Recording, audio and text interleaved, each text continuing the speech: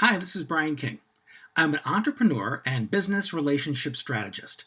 I grew up with undiagnosed learning disabilities, which included ADHD and dyslexia.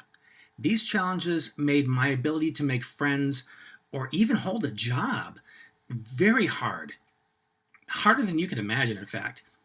Then, when I grew up and became a father, I soon found myself the parent of three boys with similar challenges. My biggest fear was that the world would eat them alive if they went into it unprepared, especially in the area of relationship skills. We all know how competitive and how rapidly changing today's marketplace is. So, more than ever, it's important to have those communication skills that can make you effective and make you stand out. So, I took it upon myself to master the strategies that my boys would need. That way, I could show them the way. In fact, I've gotten so good at this over the years that I am called upon by businesses more and more to teach them my strategies. And now it's time for me to introduce these strategies to you. Well, why? Because we're all on this together, frankly. And the better we can communicate and collaborate with our coworkers and customers in the workplace and in cyberspace, the faster we'll all get to know each other, we'll start to like each other, and we'll build that trust that's the glue in the relationships that can last a long, long time. So, you ready to get started? Before we do, I want to give a quick nod to our sponsors. The first one is Microshare INTL. Just so happens to be the marketing team I use. And why did I use them when I could use anybody else? Because they specialize in the marketing that best suits this ever-changing digital world that we live in now. They can make sure that your brand and your message appear everywhere on every device. How exciting is that? And if you want to find out more about them, and I hope you do, you can find them online at microshareintl.com. One more sponsor I want to introduce you to, and that is the American Club Association. The ACA is an association of high-level business professionals that created an organization for networking as it should be. They have a variety of events every month that focus on topics like leadership, masterminding, business growth, and more. So many I can't even remember. These members work to be part of each other's lives and help each other be successful. They're always looking for the win-win, and that's why I'm a member of ACA. To find out more about them, you can visit them online at acanetwork.org. You can also find links to them conveniently located on my website, which is brianrkingintl.com. So, let's have a conversation, shall we? Let's talk communication. We are living in the Googleized world of information exchange. Would you agree? So I went to Google in order to see what Google is telling the world about what communication is all about. This is what I discovered. One of the definitions I found when I Googled communication is that communication is the imparting or interchange of thoughts, opinions, or information by speech, writing, or signs. So it goes well beyond what comes out of our mouth. It also addresses cyberspace, billboards, worksheets, handouts, anything we use that conveys meaning or conveys a message. So communication goes far beyond grammar and punctuation and slang or whatever it is. So we're going to think bigger. We're going to think about how communication works in terms of the context we're in, the person we're talking about, because you can have the most impeccable grammar and punctuation and still not be able to get your message across. So, bottom line, I don't take off for spelling because we're thinking about something bigger here, okay? Another word that I looked up is relationships. And here's one thing Google told me about them. Relationships are defined as the way in which two or more concepts, objects, or people are connected. Okay, so let's take a look at this. Communication is about the imparting of some kind of information, and relationships are much more about the connection. So, is it fair to say that we want to impart some kind of meaning, some kind of message, so that we can connect with someone else. Makes sense, doesn't it? Let me add one more layer to this. The layer of mindful communication. This is where I reside. This is my priority. This is what I teach with every person that I work with. Mindful communication is defined like this. It's the deliberate attending to the quality of the connection that we are co-creating. So relationships are about the connection. Communication is about the message. And mindful communication is all about being consciously aware to the connection being created by you and whoever you're talking to. Whether it's somebody that works for you, whether it's a peer, whether it's a mentor, whether it's a customer, it's a prospect, whoever it is, the more you can master the quality of that connection, the better it can be. Now, let me tell you about somebody that I helped with this very issue. We'll call him Chris, not his real name, of course. A client of mine who is a very successful business person, works within a family business, and also has many employees that he has to work with on a daily basis. Chris was finding himself increasingly frustrated, feeling like nobody understood him, that nobody heard what he said. Every time he gave them a directive, it would get messed up. People seemed reluctant to talk to him. People weren't knocking on the door and asking him questions as much as they once were. So he knew something wasn't working anymore. He felt the communication was really breaking down. So he sought me out. And as we kind of reflected upon the relationships in his life and how things have changed over time, what do you think is the first relationship that we started with? Well, we started with the relationship that Chris had with Chris. And one thing he was able to determine right off the bat is he wasn't sleeping as well. He was far more stressed. He was so bogged down with work that he stopped doing one of his favorite things, which was jogging every morning, which was a very healthy way to get some endorphins and wake his brain up and get some oxygen into his bloodstream. Just in the processing this and sorting it out, Chris found out really quickly that the one thing that had changed about his office was him. So we began the process of getting him reconnected with the things that energized him, the things that really helped him feel better about himself, feel better about life, and just feel better overall. Now, we didn't kind of bounce all over and make it up as we went. We followed a strategy. And it's that strategy that I want to introduce you to right now. It's what I refer to as the life team strategy. It's something I came up with to really help capture in a simple way the various kind of energies that can take place within any kind of exchange we have with another person. Now, keep in mind, what I'm going to show you is not a personality type and doesn't refer to who people are. It refers to their intentions and their values when they're communicating to you. And this can change. A person's intentions at home interacting with their spouse and their kids could be different than when they're in a boardroom trying to really make themselves heard and jockeying to make their contribution. Okay, makes sense? There are 5 communication styles that I've identified as part of the life team strategy. And I'll give them to you one at a time. The first one is the starter. And here's how you know a starter when you see one. A starter wants to be helpful. They're very solution focused. They provide resources. Now, resources could be their opinion. It could be their skills. It could be connecting you with somebody in their network. But they're showing up to provide something tangible to you to help you solve your problem. They also value the win-win. They're not very competitive.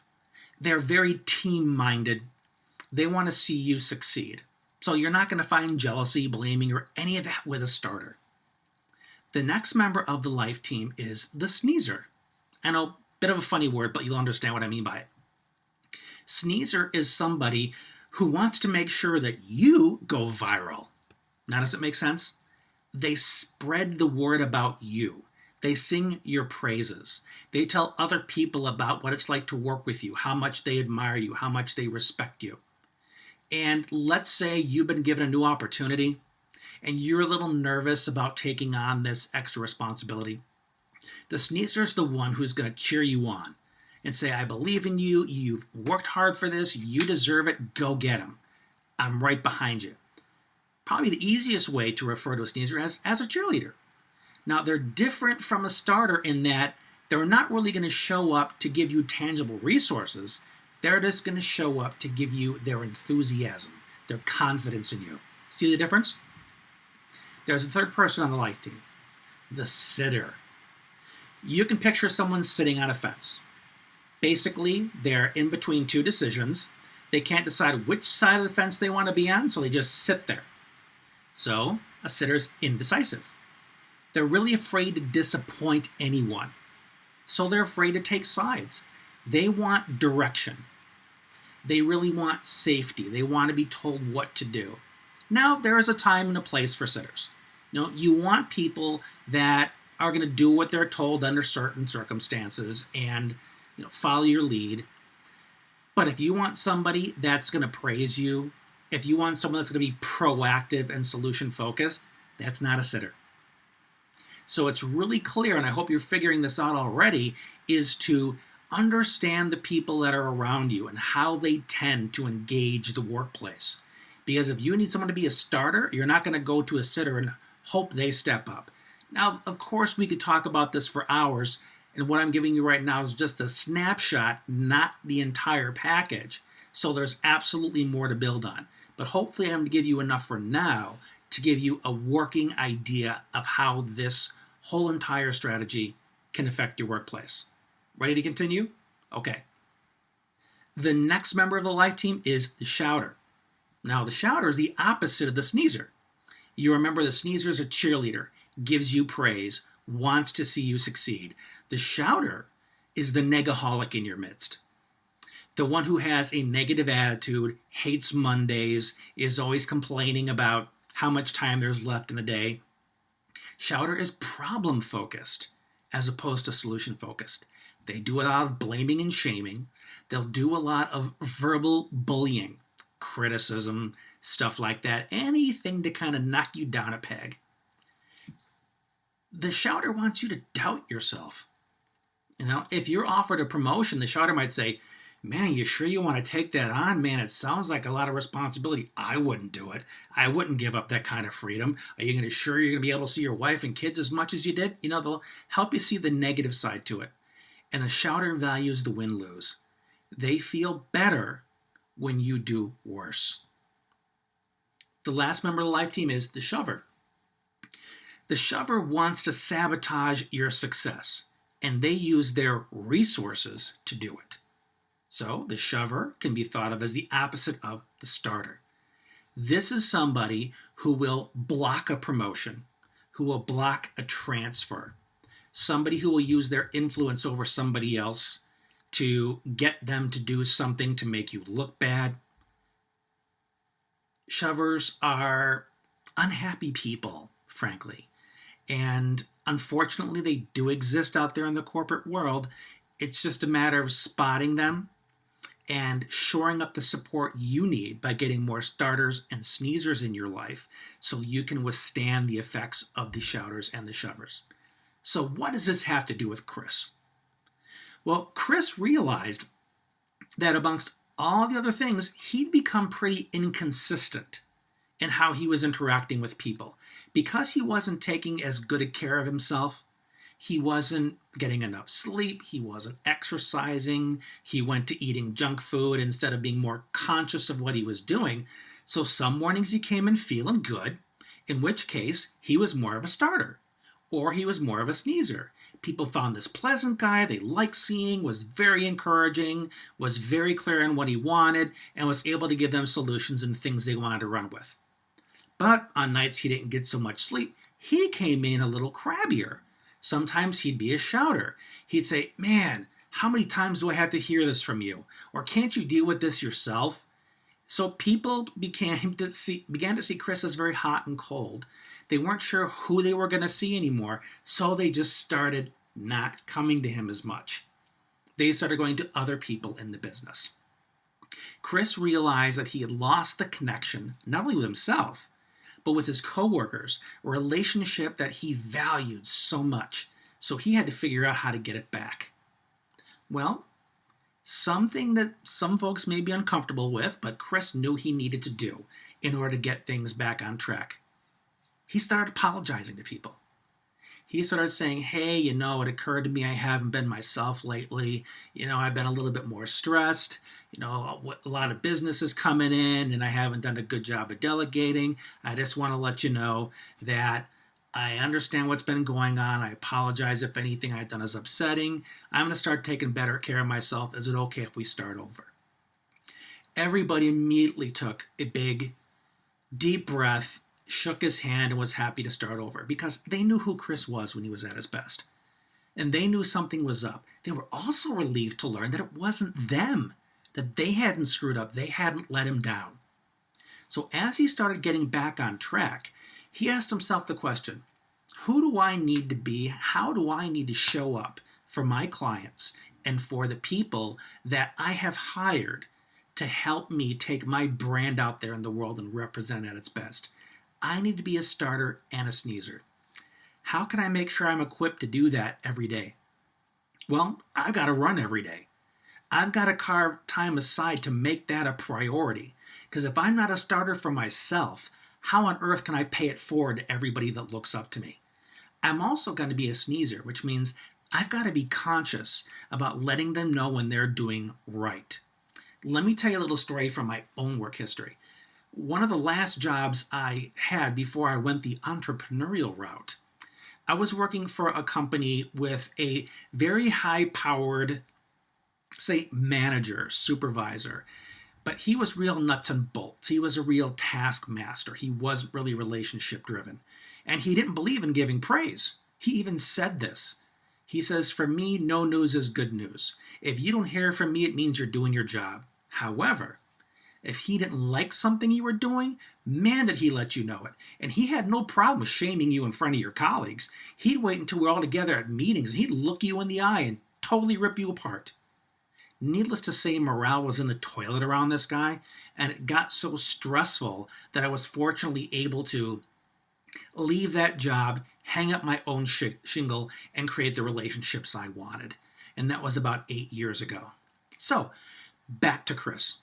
As Chris became more conscious of the kind of qualities he wanted to have, the qualities he wanted to model, the qualities that he wanted to inspire the rest of his team to embody, the sooner he was able to become more of a starter, more of a sneezer.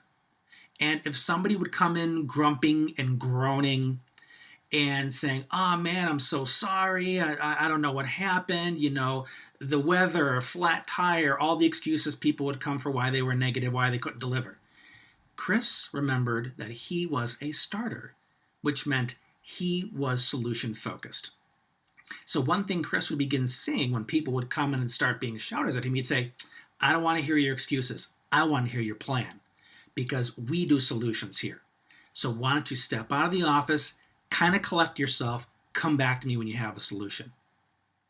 And that shifted things so fast. Everybody got back into alignment. Everybody felt happier. Everybody felt more empowered. Now, I've given you the shorter version of what happened because Chris and I worked together for a while because he'd been in that funk for a while. But the important thing for you to understand is once you identify what's causing the disconnect and what connection feels like for you, then you can begin the road back. You can start filling that gap of knowledge and resources that are absolutely necessary for you to get connected and stay connected. That's what relationships are all about. That's what success is built on.